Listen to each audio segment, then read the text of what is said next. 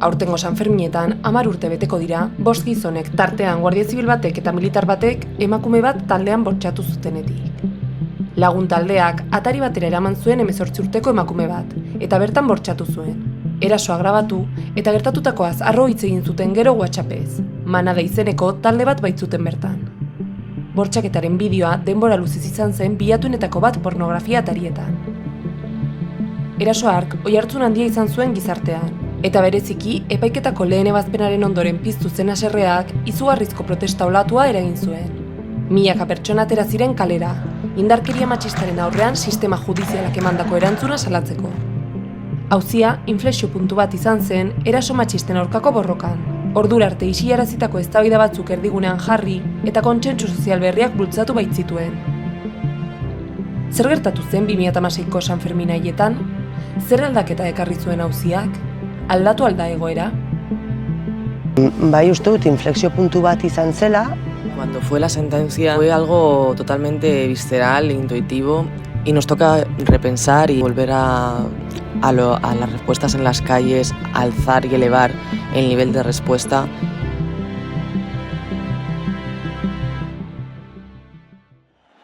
Urteak joan eta urteak etorri, indarkeria matxistaren agertoki dira udako jaia. Eta Sanferminak horren adibide triste bat dira.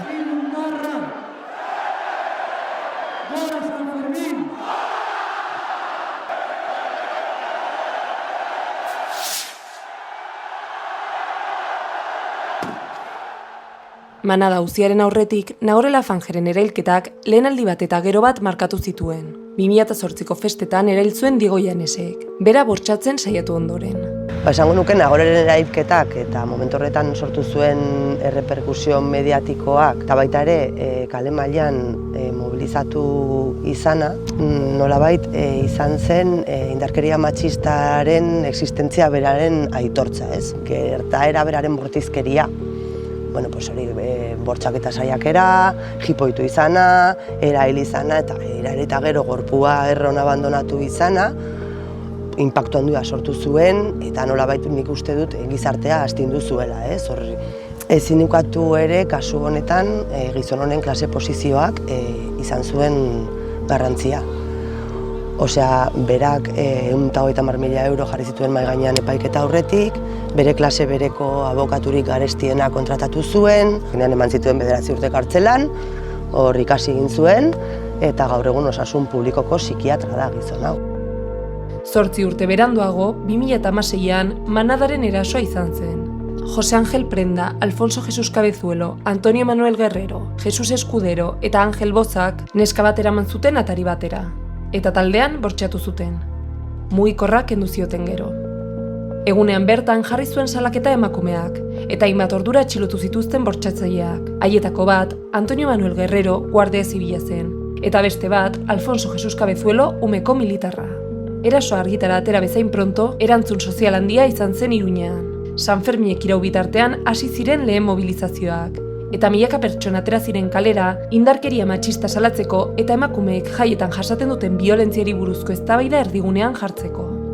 Bai, uste dut inflexio puntu bat izan zela, Nagorerena, gero Manadarena iritsi zen, eta zuzenean mundu guztiak kalera atera zen, ja geneukan beste kasu hori oso bortitza aurretik. Vivía en Iruña cuando fueron tanto la violación de la Manada como las movilizaciones posteriores, cuando salió la sentencia.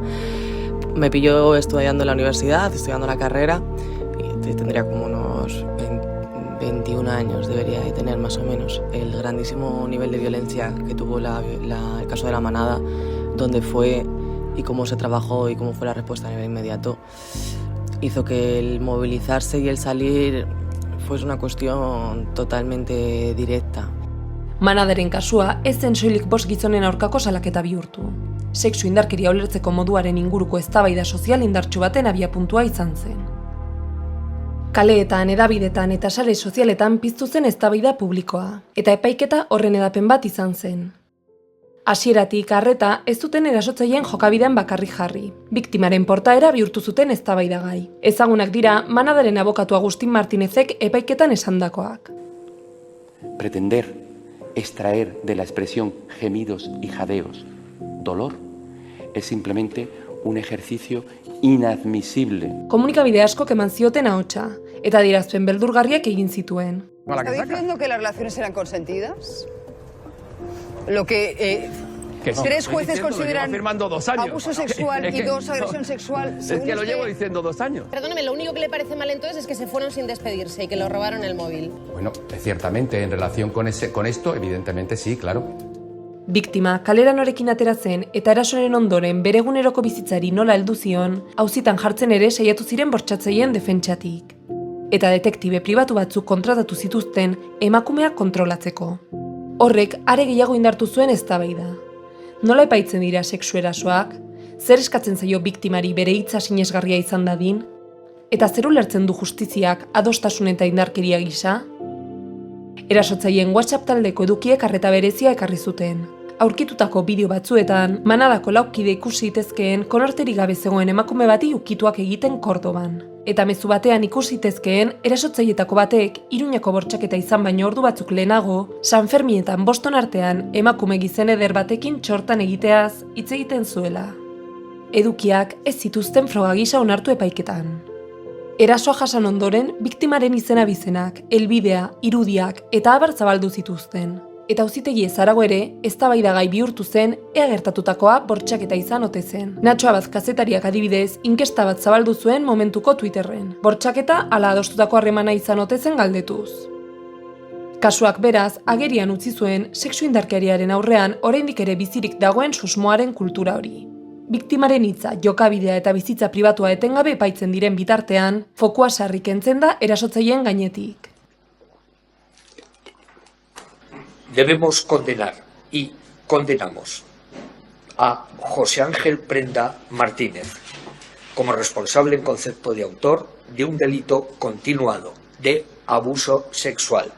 2018ko apirilean iritsi zen lehen epaia, eta eztanda soziala eragin zuen. Nafarroako probintzia auzitegiak ondorioztatu baitzuen gertatutakoa ez zela sexu erasoa izan, sexu abusua baizik. Epaimaiako kide batek gainera defendatu zuen ez zela inolako sexu deliturik egon.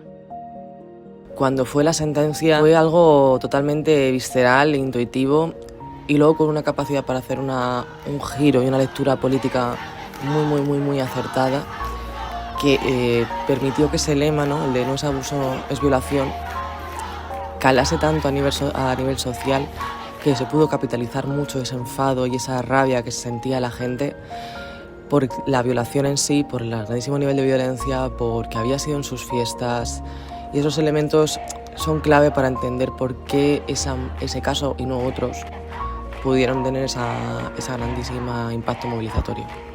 Milaka pertsona atera ziren kalera Iruñean, Euskal Herrian eta Espainiako estatuko dozenaka hirietan. Eta protestetan ideia bera errepikatzen zen. Gertatutakoa bortxaketa bat izan zela.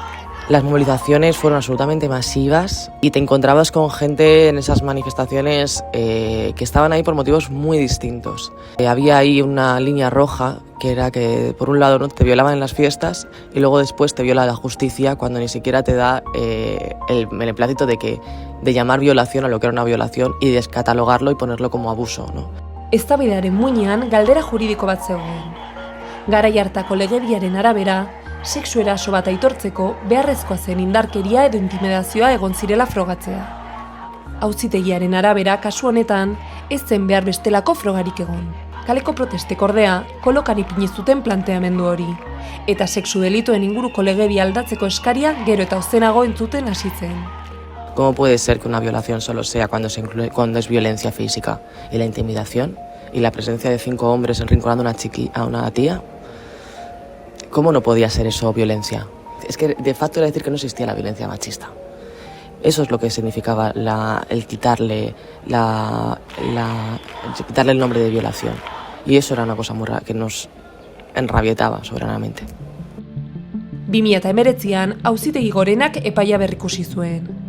Aho batez ondorioztatu zuen gertatutakoa bortxaketa izan zela, eta 15 urteko espetxe zigorrak ezarri zizkien 5.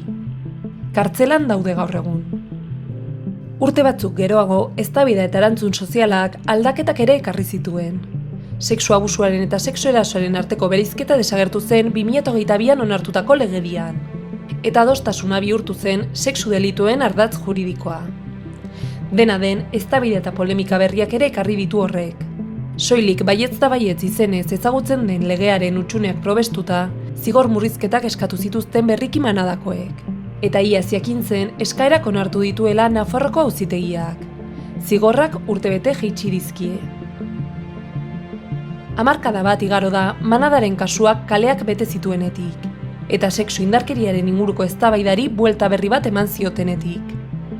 Ordutik, legedia aldatu da, biolentzia matxistaren aldeko mobilizazio handiak izan dira, baina indarkeria matxistak eta horren trataera erreakzionarioak ezin presenteago jarraitzen dute oraindik. Matxismoaren existentzia bera ukatzen duten ahotsak etengabe entzuten dira, eta bereziki kezkagarria da, horrek gazte belaunaldietan izan dezakeen pisua.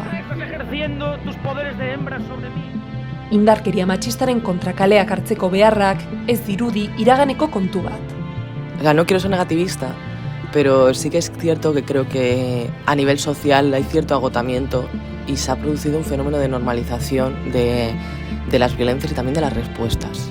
Ahora es el momento de realmente repensar cómo tenemos que dar las respuestas, cómo ponerle palabras a esto, a la normalización de la violencia, tanto a nivel político, incluso dentro de los propios colectivos, como a nivel social. Y nos toca repensar y dar una vuelta, volver a las respuestas en las calles, alzar y elevar el nivel de respuesta y volver a hacer uso de esa inteligencia política que está ahí todavía y que ha sido latente porque ha dejado pozo, pero nos toca remover y repensar colectivamente de nuevo cómo volver a hacer frente a las violencias machistas.